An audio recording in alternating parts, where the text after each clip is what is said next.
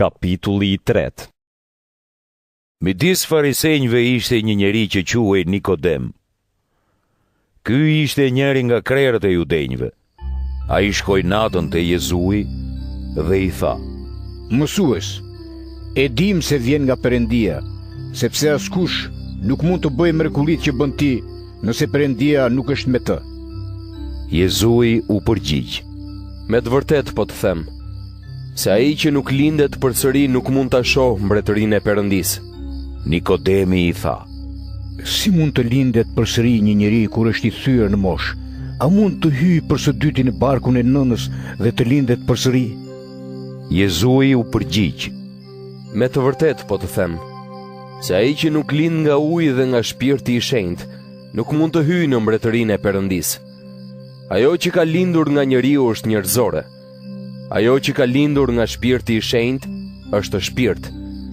Mos u çudit se të thash duhet të lindeni përsëri. Era fryn ku të doj. Ushtimën ja dëgjon, por nuk e di nga vjen e ku shkon.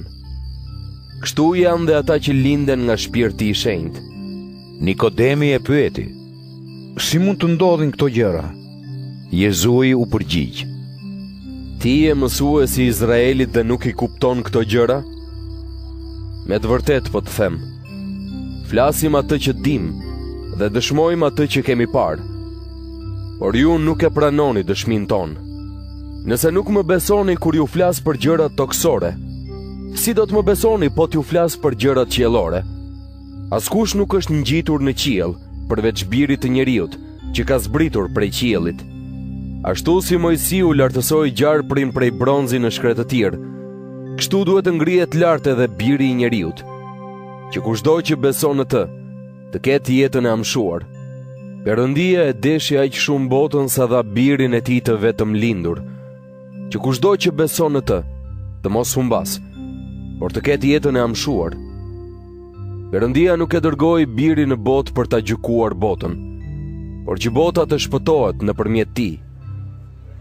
Kush beson në të nuk gjykohet, ndërsa kush nuk beson në të është gjykuar tashmë, sepse nuk ka besuar në emrin e birit të vetëm lindur të Perëndisë. Gjykimi është ky: drita ka ardhur në botë, por njerëzit kanë dashur errësirën më shumë se dritën, sepse veprat e tyre ishin të liga. Kush bën gjëra të këqija e urren dritën dhe nuk del në dritë, që të mos zbulohen veprat e tij. Ndërsa kush bën të vërtetën, del në dritë, që të shfaqet se veprat e tij janë bërë me fuqinë e Perëndisë. Pastaj Jezui shkoi bashkë me dishepujt e tij në krahinën e Judes. Atje qëndroi për pak kohë me ta dhe pagëzonte. Por edhe gjoni pagëzonte në Enon afër Salimit, sepse atje kishte shumë ujë dhe njerëzit shkonin tek ai dhe pagëzoheshin. Në atë kohë gjoni nuk ishte burgosur ende. Atëherë dishepujt e gjonit filluan të diskutonin me një jude rreth rritit të pastrimit. Ata shkuan te gjoni dhe i thanë: Mësues, ai që ishte me ty për te Jordanit, për të cilin ti dëshmove, ja, po pagëzon, dhe të gjithë po shkojnë tek ai. Gjoni u përgjigj: Askush nuk mund të marrë asgjë nëse nuk i është dhënë prej qiellit. Vetë ju keni qenë dëshmitar kur thash: Unë nuk jam Krishti, por jam dërguar përpara tij. Ai që ka nusen është dhëndri, ndërsa miku i dhëndrit që rri dhe e dëgjon, ngazëllehet nga zëri i dhëndrit. Ky pra është gëzimi im dhe tani është bërë i plot. Krishti duhet të rritet, ndërsa unë të zvogëlohem.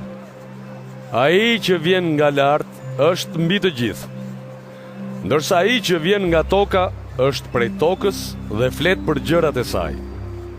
Ai që vjen nga qielli është mbi të gjithë dhe dëshmon për atë që ka parë e ka dëgjuar.